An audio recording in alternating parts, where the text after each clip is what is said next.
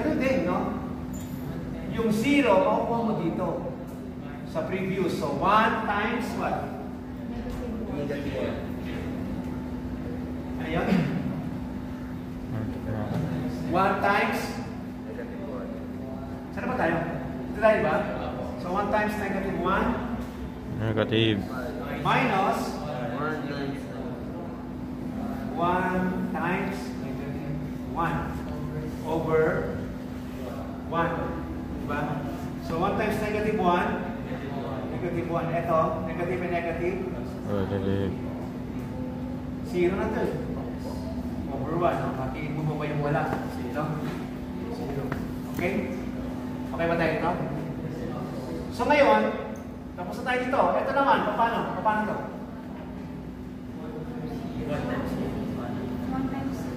Ito. Diba? So, 1 times 0 minus 1 times. So, 1 times 0 tsaka minus 1 times 0. 0 na ito eh. Over 1 ba ito? Yes. Okay? Ngayon, pwede ba na magtuloy pag puro 0 ang row? All 0 row. May 0 lahat, sir. Pwede. No? Bakit? Kasi yung all 0 row, no? Ay nandoon lahat sa ano? Marginal. Diba?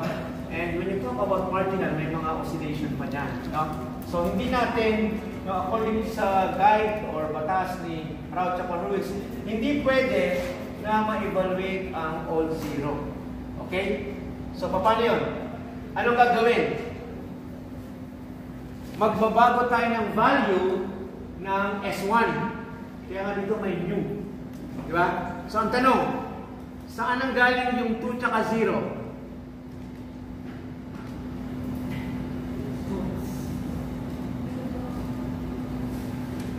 Saan ang galing yung 2 at 0?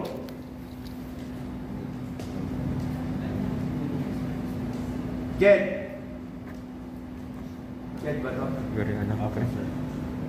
Please get ba? Okay. May idea ko ba kung saan galing ang panibago na S to the 1? Babaguhin mo eh. Lalabas siya sa exam ha? Sinasabi ko na.